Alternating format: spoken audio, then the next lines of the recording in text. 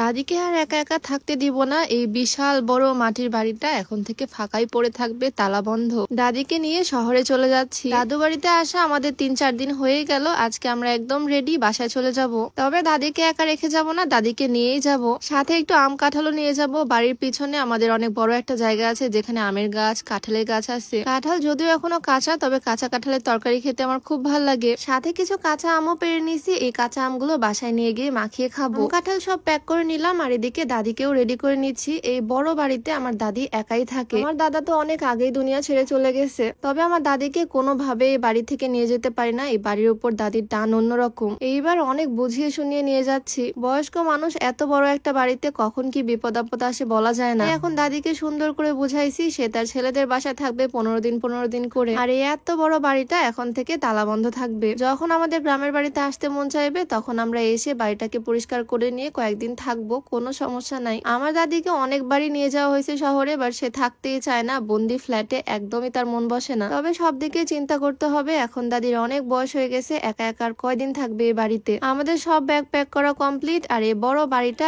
একদম ফাঁকা এখন। আমার দাদু বাড়িটা মাটির বাড়ি হলেও বিশাল বড় আর আমার খুব পছন্দের। যখন এখানে আসতে ইচ্ছা হবে, গ্রামের বাড়িতে আসতে ইচ্ছা হবে, তখনই আব্বু আম্মুকে নিয়ে চলে আসবো। বাড়ি ঘর পরিষ্কার করে কয়েকদিন থেকে যাব। সবকিছু গুছিয়ে ফাইনালি আমরা রওনা দিচ্ছি। সবাই দোয়া করবো আমার দাদির জন্য। আমরা বিকালের দিকে রওনা দিলাম। বাসায় পৌঁছাতে সন্ধ্যা হয়ে যাবে। ওদেরকে একটু বলে রাখি, আজকে আমি যে সুন্দর বোরখাটা পরে আছি এটা দুবাই আবার ক্লোজেট থেকে নেওয়া। বোরখার ফেব্রিক্সটা খুবই সফট আর সুন্দর। ভিতরে ইনার দিয়েও পরা যাবে, তখন বাটন গুলো ওপেন করে পড়তে হবে। আজকে আমি শুধু কোটিটাই পরছি, খুবই সুন্দর কারচুপি কাজ করা আর ফেব্রিক্সটাও খুবই সুন্দর। এটাও স্ট্যান্ডার্ড, চাইলে এভাবেও পরা যাবে বা ভিতরে একটা ব্ল্যাক ইনার দিয়েও কিন্তু সুন্দরভাবে পরা যাবে। এটা কারচুপি কাজগুলো একটু কাছ থেকে দেখলে বুঝতে পারবা কতটা নিখুঁত। সাথে ম্যাচিং একটা লং হিজাবও থাকছে। এই সুন্দর বোরখাটা দুবাই আবার ক্লোজেট ফেসবুক পেজ থেকে পেয়ে যাবা। পেজটা আমি ডেসক্রিপশনে মেনশন করে দিব। একদিন বৃষ্টি হয়ে আমাদের গ্রামের বাড়ির রাস্তাটা একদম কাদা কাদা হয়ে গেছে, তবে এর মধ্যে আমরা বের হচ্ছি। আসার সময় শুধু জামা কাপড় নিয়ে আসছিলাম আর যাওয়ার সময় কাঁঠাল, আম, সাজনা কত কিছু নিয়ে যাচ্ছি।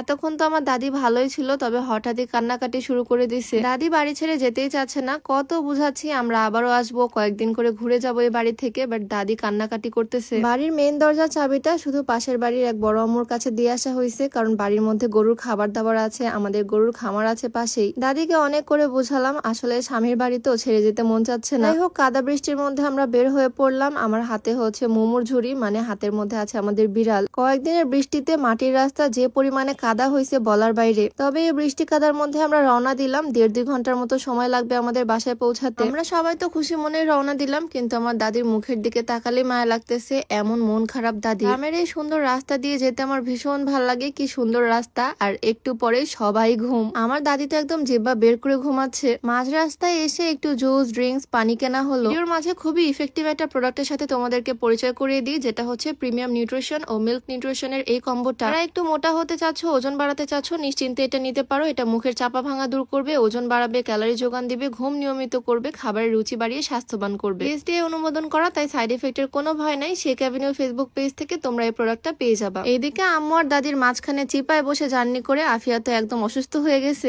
হাইওয়ের পাশে গাড়ি সাইড করে ওকে একটু পানি খাওয়ালাম, আর পিছনে ওকে আর বসাবো না, এখন সামনেই বসবো। এসি অফ করে জানালা খুলে দিয়ে যাচ্ছি। এখন ওর শরীরটা ভালো। প্রায় 1.5 ঘন্টার মতো সময় লাগলো আমাদের রাজশাহীতে পৌঁছাতে। সন্ধ্যা নামার একটু আগ মুহূর্তে এসে পৌঁছালাম। দেখো আকাশটা কি সুন্দর লাগতেছে, আর রাজশাহীর সুন্দর রাস্তা, সব মিলিয়ে কি সুন্দর, তাই না? দাদিকে নিয়ে তো চলেই আসলাম। এখন সুন্দর করে বোঝাচ্ছি যাতে কান্নাকাটি না করে, ভালোভাবে থাকে। যাই হোক, আজকে ভিডিওটা এখানেই শেষ করছি। সবাই ভালো থাকো, সুস্থ থাকো, আর আমাদের জন্য দোয়া করো। আবারও দেখা হয়ে যাবে নতুন কোনো ভিডিওতে। সবাইকে আল্লাহ হাফিজ।